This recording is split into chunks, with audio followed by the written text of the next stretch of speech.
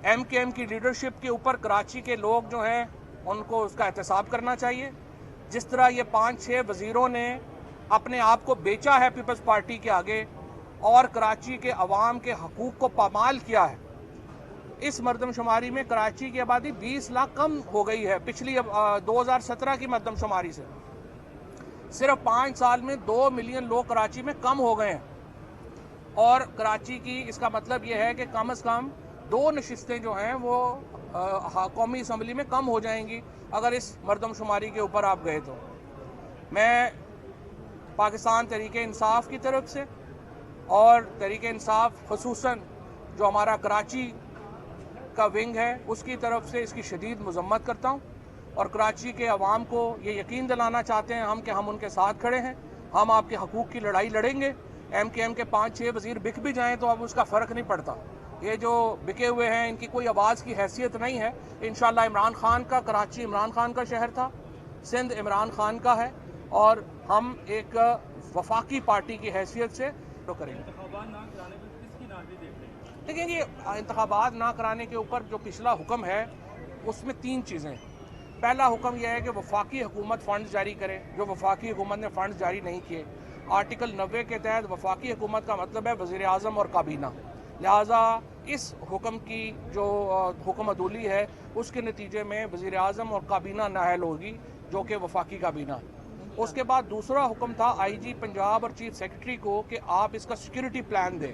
अब हमें नहीं पता कि उन्होंने सिक्योरिटी प्लान दिया है या नहीं दिया। अगर चीफ सेक्रेटरी ने और IG ने सिक्योरिटी प्लान नहीं दिया तो उनके खिलाफ कार्रवाई होगी। तीसरा प्लान था कि सेक्रेटरी डिफेंस जो हैं वो अपनी सिक्योरिटी प्रोविजंस दें। अब अगर उन्होंने सेक्रेटरी डिफेंस ने नहीं दी तो फिर उनके खिलाफ कार्रवाई होगी।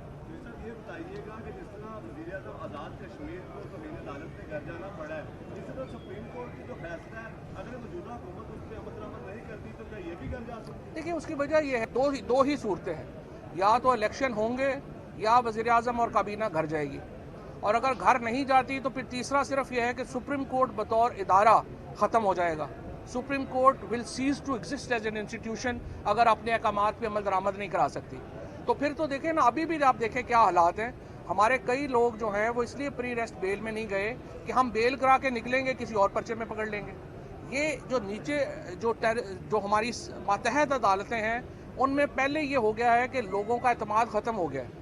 लोग हसन न्याजी साहब हमारे, उसके बाद अली अमीन गंडापुर, इन लोगों ने ज़मानतें कराई, ज़मानत करा के बाहर निकले, दूसरे केस में आपने उनको पकड़ लिया।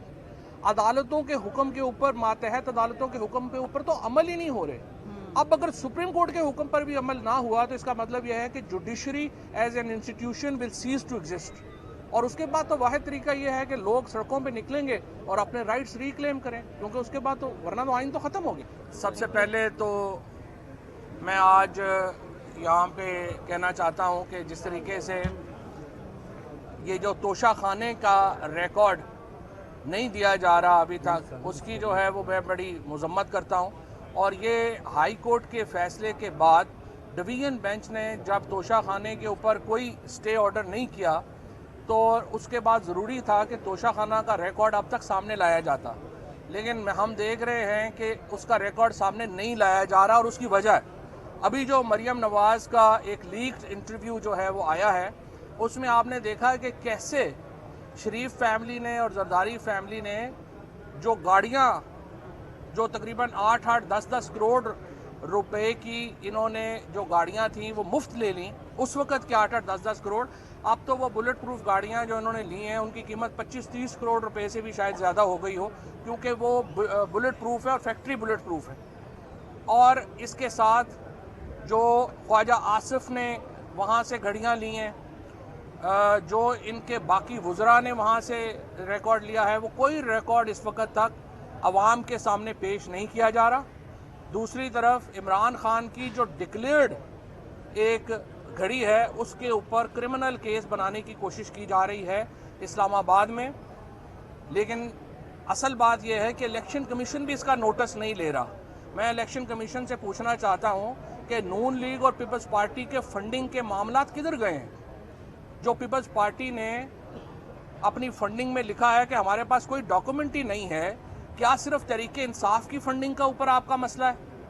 पीपल्स पार्टी की फंडिंग के ऊपर आप क्यों नहीं चल रहे? जो 1 अरब रुपए के लगभग मुस्लिम लीग नून ने अपनी मीडिया कैंपेन पे खर्च किया, वो फंडिंग कहाँ से आई?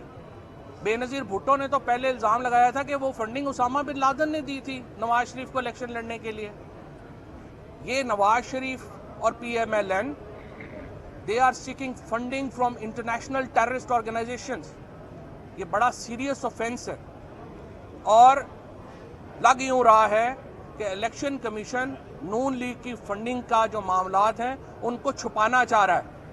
इलेक्शन कमीशन उस फंडिंग के मामलात को सामने इसलिए नहीं लाना चाह रहा कि PMLN की जो फंडिंग है उसको इंटरनेशनल टेररिस्ट ऑर्गेनाइजेशंस में से हिस्सा मिला है, और ये मैं समझता हूं कि बहुत ही एक ख़तरनाक बात है।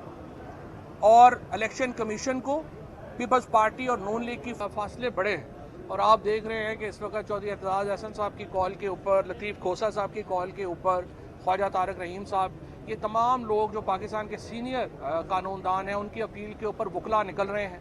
आज भी सुप्रीम कोर्ट के बाहर सैकड़ों वकला इकट्ठे हुए हैं।